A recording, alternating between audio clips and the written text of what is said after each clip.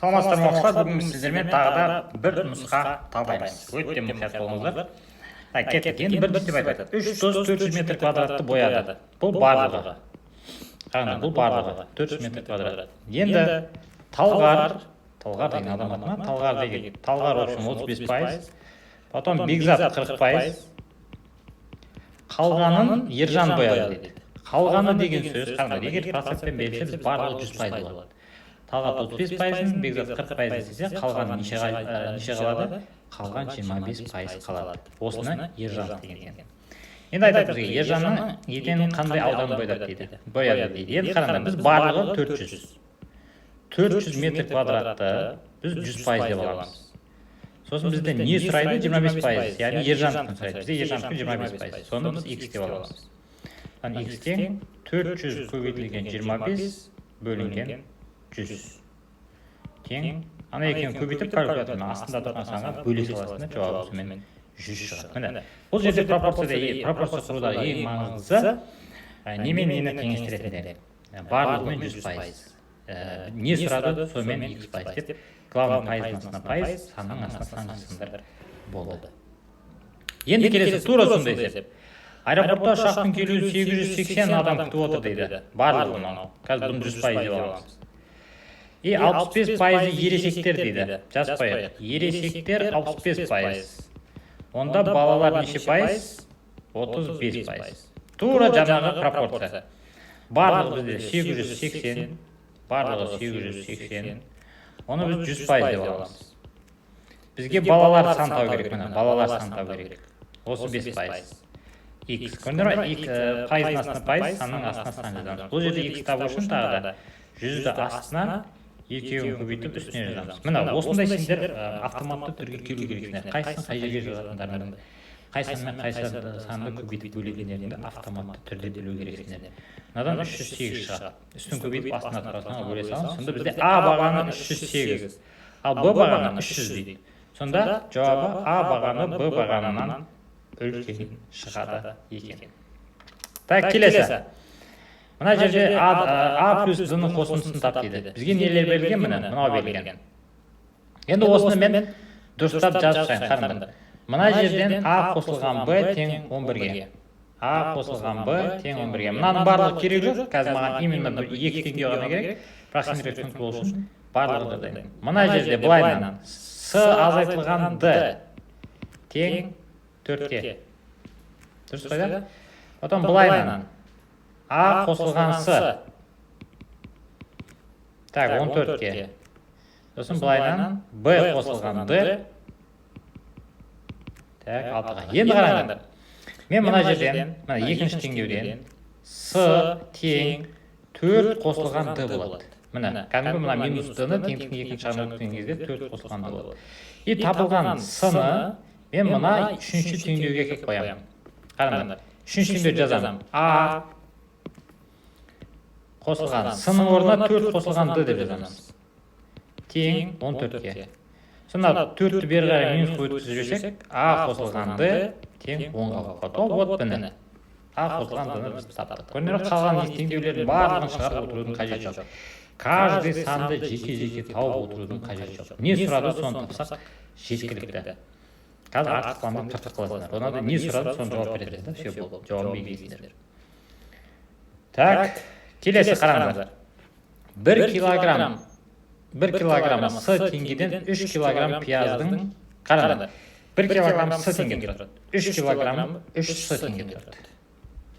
1 килограммы Д теңге тұрады.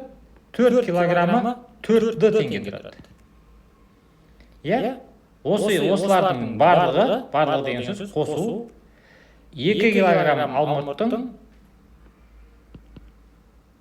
сонша теңгеге тең дейді. Қараңдар. Значит, осылардың барлығы қанша кетсе, 2 килограмм алмаға, 2 килограмм алмұртқа осынша теңге кетеді екен. Міне, тура осы теңдеу. Ал енді айтады бізге, алмұрттың бағасының әріпті өрнек түрін көрсетіңдер дейді. Значит, 2 килограмм алмұрт осынша теңге тұрса, онда біз 1 килограмм алмұрт табу үшін 2-ге бөліп тастаймыз. 3 С-ны 2-ге бөлеміз, плюс 4 Д-ны 2-ге бөлеміз. Тең 3-ті 2-ге бөлсек 1,5 С, 4-ті 2-ге бөлсек 2 Д. 1,5 с қосылған 2d-ні. Міне, әріппен жұмыс істеу шамалы қиындау. Сондықтан әріппен жұмыс істеп үйренуіміз керек. Көп оқушының негізі осы әріп пайда болған кезде математиканы тастап кетеді. Так, келесі. Математика пәнінен орташа ұпай төмендегі кестеде көрсетілген. Қараңыз, 2013 жылы орташа ұпай 15 болған. 2014 жылы 15-те 5 болған. Осылай кете береді. Енді айтады бізге. Барлығы мектеп бітірушілер саны 25 оқушы деп есептеп, 6 жыл математика пәнінен алған жалпы ұпай санының арифметикасы. Общий 6 жылдағы орташа ұпайын табуымыз керек, и еще 25 оқушы деп алуымыз керек. Значит, біз не істейміз? Дәл қазір 6 жылдағы орташа ұпайды санап шығамын. 15 қосылған 15-те 5, қосылған 16-та 5, қосылған 18-де 7, қосылған 20-да 9, қосылған 22. Осылардың барлығын қосып, неше сан бар, 6 сан бар, соншаға бөлеміз. Орташа ұпай табу үшін тағыдан барлығын қосамызда, неше сан бар, соншаға бөлеміз. Ал енді мен калькуляторды қолданамын. 30,5, қосылған 16,5, қосылған 18-де 7, қосылған 20-да 9, қосылған 22. 6-ға бөлсек, 18-де 1 екен. Бұл орташа ұпайды. Орташа ұпайды. Енді біз айтады, 25 оқушы дейді. Осыны 25-ке көбейте саламыз. Көбейтеміз 25-ке 452,5-ке тең. Да, келесі алтыншы есеп. Ойын сүйегін лақтырды. Қараңдар, ойын сүйегі дегеніміз алдыңғы видеоларда айтқанбыз. Ойын сүйегі дегеніміз ол біздің кубик. Кубик бар ғой анау. 6 жағы бар, 6 жағында 1, 2, 3, 4, 5, 6 деп жазып тұрған. Точно. Сол ойын сүйегі деген сол жаттап алыңыздар.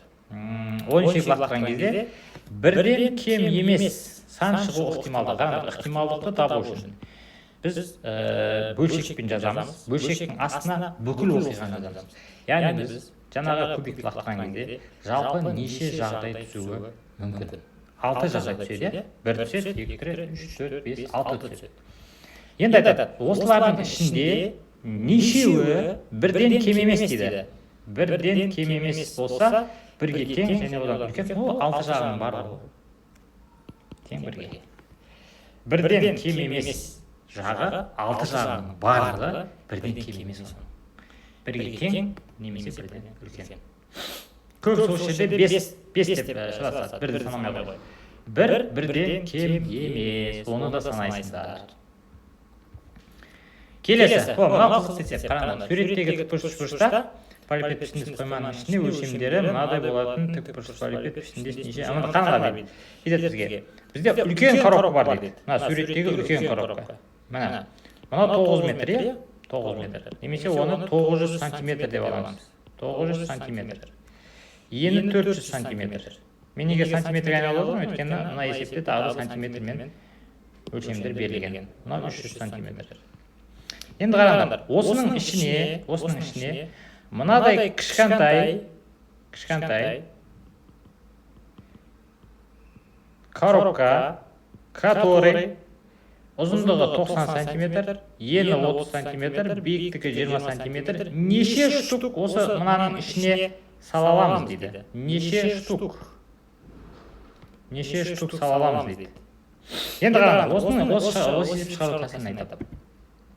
Егер мына 3 сан, каждый мына 3 санға бөлінсе, бөлінеді ғой бізде, мына 3 сан, үлкен коробканың каждый қабырғасы, мына екінші санның әр қабырғасына бөлінсе, біздің жағдайда бөлінеді.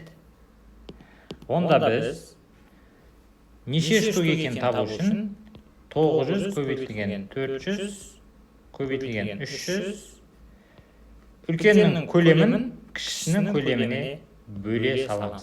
Жаттап алыңыздар. Қандай жағдайда? Егер үлкен коробканың каждый қабырғасы кіші коробканың каждый қабырғасына бөлінсе, онда көлемдерін бөле саламыз. Ана үшеуін көбейтеміз, мына үшеуін көбейтеміз, шыққан сандан бөлеміз. Если бөлінбей қалса, онда олай істей алмайсыңдар. Тағы айтамын, онда олай істей алмай қаласыңдар. Енді нөлдерін қысқартып тастайын. Нөлдер кетеді, мынамен мынау кетеді, мынамен мынау кетеді. 3-пен 3 кетеді. Так, 9-бен 9 кетеді, 100 болды. Сонда тең 4 қалады екен. Сонда 4000 штук сала аламыз. 4000, астында 2 бар екен ғой еще. Опа, мына көрдіңдер ме, осылай қателеспеңдер. Маған қателесуге болады да, сендерге болмайды. Мен енді 30-дан 36 кетіп қалған уже. Так, келесі. Қорапта 10 ақ. Ағала сыз кетті. Қорапта 10 ақ, 8 қызыл және 7 қара түсті астар бар. Қораптан кездейсоқ алынған астың қара және ақ түсті болмау ықтималдығы. Қараңдар. Тағы да ықтималдығы. Астына барлығы жазылады. Барлығы бізде 25. Мыналардың барлығын қоссақ 25 штук шығады. Тағы да ықтималдық тапқан кезде астына барлығы жазылады. Үстінде не сұрайды, соны жазамыз. Бізде қараңдар. Ақ және қара емес дейді. Ақ және қара емес болса, онда ол 8 просто. Үстіне 8 жазасың болды. 8-ді 25-ке бөлсеңдер 0,32. Так, келесі. А 8-ге тең, Б 6-ға тең. Енді айтады, А-ның мәнін 3 есе. 3 есе деп дейді. 3 есе дегеніміз А-ның, яғни 8-ді 3-ке көбейт деген сөз. Сосын Б-ның мәнін квадраттап дейді. Б-ның мәнін, яғни Б деген бізде 6. Квадраттап, оларды көбейт дейді. О, тағы да еще көбейтеміз. Болды. 24 көбейтілген 36. 24 36 көбейтсе қанша шығады? 24 көбейтілген 36. Ого, 24 көбейтілген 36. 864. Міне. Так, келесі. Цехта 5 жұмысшының бір күн ішінде қанша бұйым дайындағаны сызбасы көрсетілген. Екінші жұмысшылардан басқа бірлесіп жұмыстың қанша пайызын жасағандарын табыңыз. Енді қараңдар. Бірінші жұмысшы 9, екіншісі 6, үшіншісі неше мынау? 10. Так, төртіншісі 6. Жоқ, төртіншісі 7. Так, бесіншісі 8 ба? 8. Енді қараңдар. Біз бірінші барлығын тауып аламыз. Біз бірінші барлығын тауып аламыз. Басқалар бірлесіп қанша пайызын. Қараңдар, барлығын қоссақ 15, 25, 40. Барлығы 40. 40-ты біз 100% деп аламыз. Түсінді ғой? Тур, бүкіл пропорция осы барлығын 100% деп аламыз дегеннен басталады. Бүкіл проценттің пропорциясы осылай басталады. Енді айтады, екінші жұмысшыдан басқа дейді. Екінші жұмысшыдан басқа деген, екінші жұмысшыны алып тастаймыз, ол бізде 34. Осы неше пайыз дейді. Сөйтіп, x тең 34 көбейтілген 100 бөлінген 40 тең. Так, 34 көбейтілген 100 бөлінген 40. 85 пайыз екен. Жауабы 85 пайыз. Келесі, таблицада әртүрлі 10 автокөліктің 100 км жолға жұмсайтын жарнама көрсетілген. 100-ге қанша жетті деп сұрайды кейбіреулер. Осынша жетті екен 10 машинаны. Енді айтады, орта есеппен 100 км жолға қанша жанармай, орта есеппен, орташа арифметикалық орташасын тап дейді просто. Болды, не істейміз ол үшін барлығын қосып шығамыз. 10 санттар 5,7 деп басталады. Солардың барлығын қосамыз. 5,7 қосылған 4,8, қосылған 3,6, қосылған 4,8, 3,8, 3,2, 4,2, 5, 5,0, 5 ол. 5,5, сосын 4,8. Барлығын қосамыз, барлығын қосқан кезде 45,4, оны қайтадан 10-ға бөлсеңдер 4,54 шығады екен. Міне жауабы Д. Тағы да орташа ұпай, арифметикалық ортасы, орта есеппен десе барлығын қосасыңдар, неше сан бар, соншаға бөле саласыңдар. Қайрат Арманнан 5 метр қашықтықта тұр. Қараңдар. Қайрат Арманнан 5 метр қашықтықта тұр. Міне. Ал Дастаннан 3 метр қашықтықта тұр. Қараңдар. Мынау екі түрлі жағдайды қарастыруға болады. Қайрат Арманнан 5 метр қашықтықта тұр. Қайрат Дастаннан 3 метр қашықтықта тұр. Міне, былайынан санасақ болады. Мынау Дастан. Мына жер 3 метр. Сонда Арман мен Дастанның ең қысқа арақашықтығы дейді. Арман мен Дастандікі дәл қазір 8. Енді қараңдар, екінші жағдайды көрсетемін. Қайрат Арманнан 5 метр қашықтықта тұр. Және Қайрат Дастаннан 3 метр қашықтықта тұр. Міне. Жер 3 метр. Осылай да қарастыруға болады. Сонда Дастан мен Арманның арақашықтығы 2 метр болады. Міне. Жауабы 2. Если ең қысқа арақашықтығы десе, онда 2 болады, ең үлкен арақашықтығы десе 8 болады. Осындай 2 түрлі жағдайды қарастыра алу керексің деді. Келесі, 2 санның қосындысы. Мынау уже қараңдар, тағы айтамын. Кез келген математикалық сауаттылықтың 10 есеп, сендерге 10 есеп келеді. Сол 10 есеп міндетті түрде біреуі кәдімгідей математика таңдағандардың есептері болып келеді. Мынау қазір сондай есеп. Ал қалған 9 есеп кәдімгі көбейту бөлу барлығы сондай. Мысалы, мына жерде қысқаша көбейту формуласын білу керек. Қысқаша көбейту формуласы. Қараңдар. 2 сан, мен А мен Б деп алайын. 2 санның қосындысы түбір асты 10. Еще түбір асты мен берген көрінеді ме? Ал 2 санның айырмасы түбір асты 6. Міне. Сөйтіп 2 санның көбейтіндісін тап дейді. А көбейтілген Б-ны табуымыз керек. Енді қараңдар. Мен мына теңдеуді 2 жағын квадраттаймын. Квадрат. И екінші теңдеуді де квадрат. Енді ананы қысқаша көбейту формуласымен ашамын. Қысқаша көбейту формуласы естеріңде болса, қандай еді? А квадрат плюс 2АБ плюс Б квадрат тең түбір астымен 10 қысқарып кетеді, 10 болады. Тура солай астында да. А квадрат минус 2АБ плюс Б квадрат тең 6-ға. Енді қараңдар. Екінші теңдеуді минусқа көбейтіп тастаймын ана. Минус 1-ге көбейтіп жіберемін. Сонда не болады? Бірінші теңдеуді өз қала береді. Міне тең 10-ға. Екінші теңдеуді минусқа көбейтсек, минус А квадрат плюс 2АБ. Минусқа көбейтті деген сөз барлығының таңбасы өзгерді деген сөз. Минус Б квадрат тең минус 6-ға. Енді екі теңдеуді бір-біріне қосып жіберемін. Мына мен мынау жойылып кетеді, мына мен мынау жойылып кетеді. Мына екеуін қоссақ 4АБ. А мына екеуін қоссақ 4-ке тең. Сонда А көбейтілген Б 1-ге тең болады екен. Міне. Көрдіңдер ме? Шамалы уже 2, 3, 4 этаптан тұратын есеп. Ал бұған дейінсін барлығы пропорция, қос бөлесіндер сондай. А мынау уже әріппен кәдімгі математика таңдағандан есептеріне ұқсап кетті уже. Сондықтан міндетті түрде осындай бір есеп келеді. Яғни математикадан, математика сауаттан 10-дан 10 ала білсеңдер, осындай есептер шығарып үйрену керексіңдер. 14 есепте соған ұқсайды. Мынау функциялар вообще-то. Функция деген математиктердің өзі қиыншылық. Бірақ мен сендерге қазір бұны функция емес, кәдімгі қарапайым тілмен түсіндіріп беремін. Қараңдар, x-тің орнына 1-ді қойған кезде y 120 шығып тұру керек. Мен біріншісіне қоямын. Ең бірінші теңдеуді қараңызшы, А теңдеуді.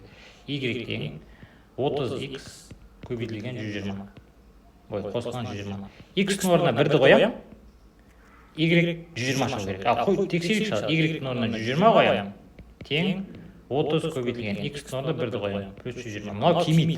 30-ға 120 қосқан кезде 120 шықпайды. Көрдіңдер ме? Значит, А емес. Тура солай Б-ны тексеремін. X-тің орнына 1-ді қойған кезде 120 шығу керек. Ал көреміз. Y тең Б-дағы теңдеуді қарап отырмын. 150 азайтылған 30 көбейтілген 1 тең 31-ге өтіп 30 болады, 150-ден азайтсақ 120 шығады. О, міне көрдіңдер ме? 1 мен 120 келеді. Енді X-тің орнына 2-ні қоямыз. Сол кезде 90 шығу керек дейді. Тура Б-ға қойып атам тағы да. 150 азайтылған 30 көбейтілген 2 тең. Мына екеуін көбейтсек 60 болады. 150-ді 60-ға азайтсақ 90 болады. Все, таптық біз уже.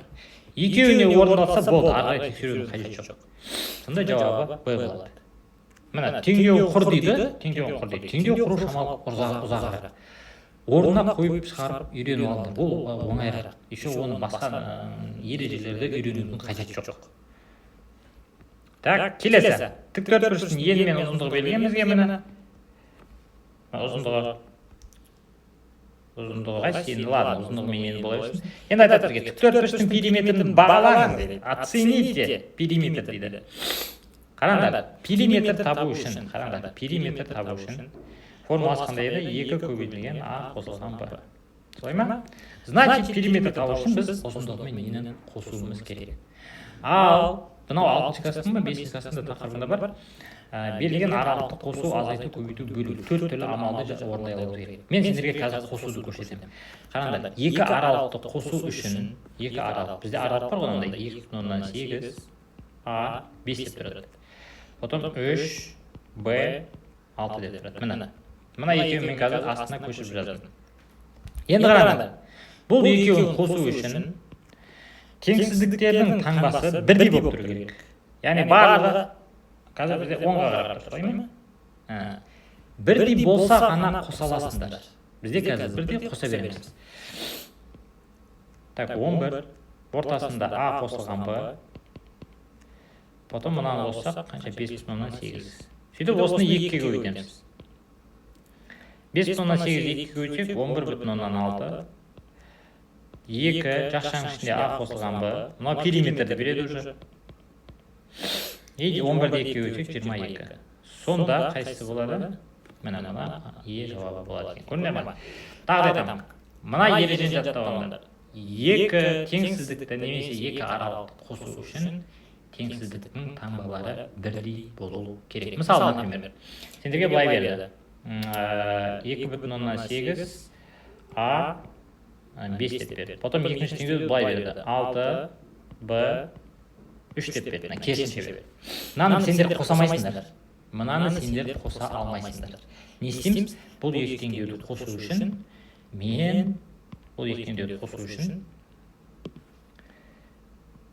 мына екінші теңдеуді кері айналдырамын. 3 теңсіздің таңбасы былай қоямын, сосын 6 деп. Керіне айналдырып қоямын, теңсіздің таңбасы бірдей болды. Осы кезде уже сендерге қосуға рұқсат. Ал алдыңғы жағдайда сендер қосамайсыңдар. Мына осы ережелерді алыңдар. Тура осындай аралықтардың көбейту, бөлу, азайту бар. Соны да үйреніп алу керексіңдер. Міне, сонымен біздің бүгінгі нұсқамыз бітті. Тағы да айтып жазылыңыздар. Осындай қызықты ережелермен сендермен бөлісіп отыра.